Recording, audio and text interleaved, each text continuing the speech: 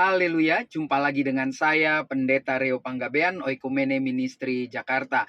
Apa kabar saudara? Saya berharap saudara selalu berada dalam keadaan baik, sehat, penuh semangat, dan never give up. Jangan pernah menyerah. Semangat terus menghadapi perjalanan hidup kita ke depan.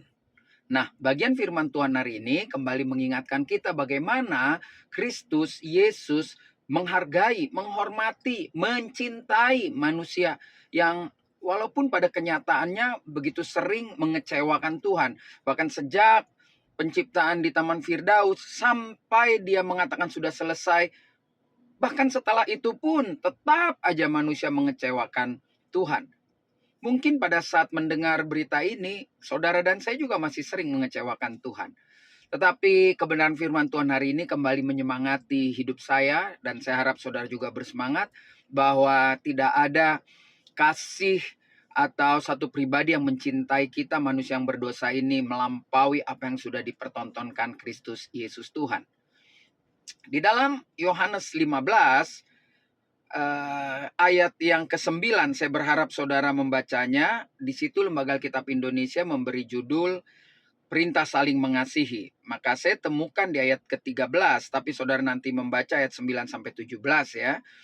Di situ ayat 13 bilang begini, tidak ada kasih yang lebih besar daripada kasih seorang yang memberikan nyawanya untuk sahabat-sahabatnya. Jadi nggak ada kasih yang lebih besar daripada kasih Kristus ketika Kristus mengatakan saudara dan saya adalah sahabatnya dan dia mau mati buat sahabatnya.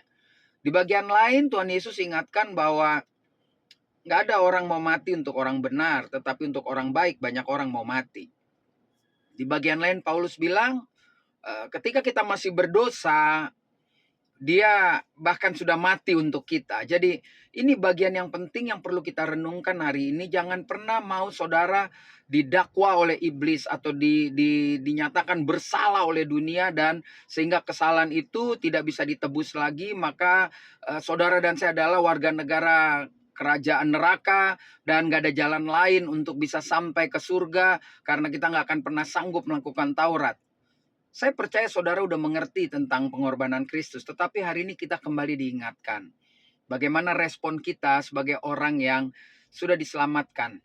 Dari hidup tidak benar, dia mau mati bahkan ketika kita belum mau bertobat. Dan hari ini kita sudah mau bertobat, maka perjalanan hidup kita pasti lebih baik ketika kita menyadari bahwa Kristus mau mati buat saudara dan saya.